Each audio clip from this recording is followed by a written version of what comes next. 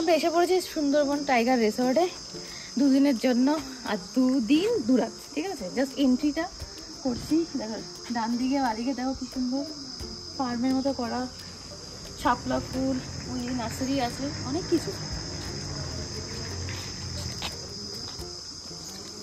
ও সামনে দেখো মন্দির গণেশ ঠাকুরের।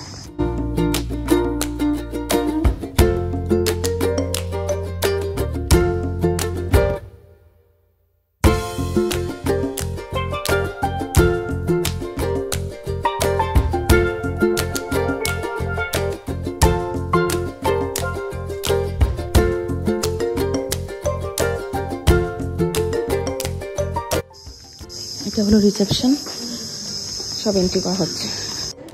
রুমে যাওয়ার আগে আমরা ভেবেছি যে আগে লাঞ্চ করে নেবো, কেন কি মোটামুটি অলরেডি 2:30 বেজে গেছে। তো আমরা ব্যাগগুলো নিচে রেখে ডিরেক্টলি এসে পড়েছি লাঞ্চ করতে, আর ব্যাগগুলো বলেছে ওরা রুমে পৌঁছে যাবে। এই যে অলরেডি বুফে সিস্টেম ছিল, খাবার নিয়ে এসে পড়েছি। এখানে সাদা ভাত, আলু ভাজা, পটল তরকারি, তারপরে এখানে ছিল ভেটকি মাছের পাতুরি, ডাল।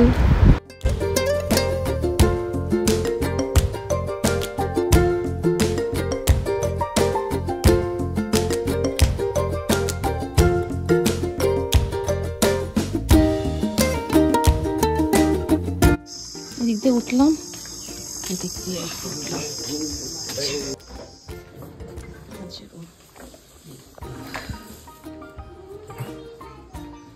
এটা হলো আমাদের রুম।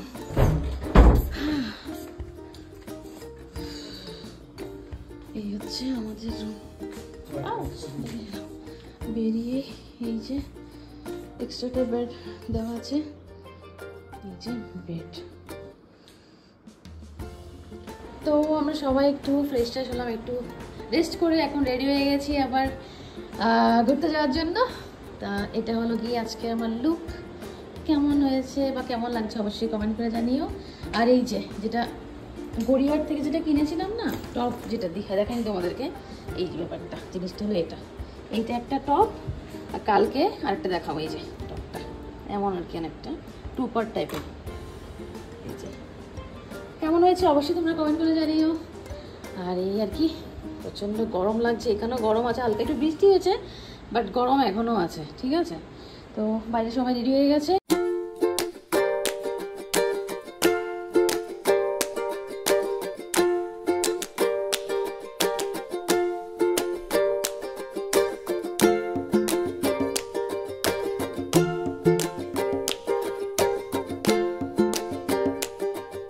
সানসেট দেখতে এসেছি, বাট দেখতে পারবো কিনা জানি না, কারণ আকাশ পুরো মেঘলা। তো তাও আমাদেরকে ওই সাইডে নিয়ে যাচ্ছে একটু সোজা, ওই দিক থেকে আমরা ওই দিকে দেখতে সুবিধা হবে।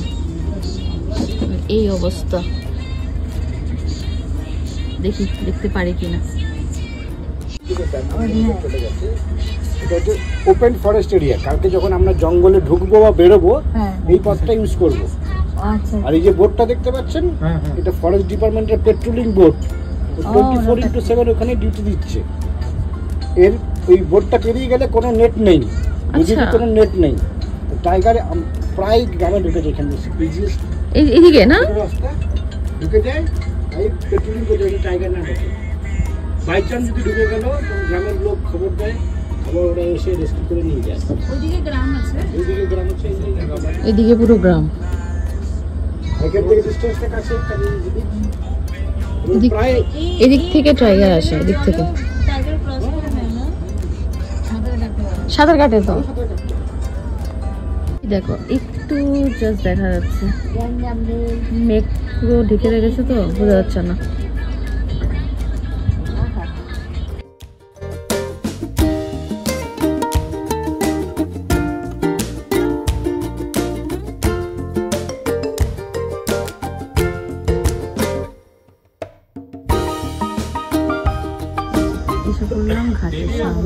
আমরা কি ঘুরে চলে এসেছি নাকি? হ্যাঁ, আমি সোজা যাচ্ছি, বললাম ওরাও নামছে।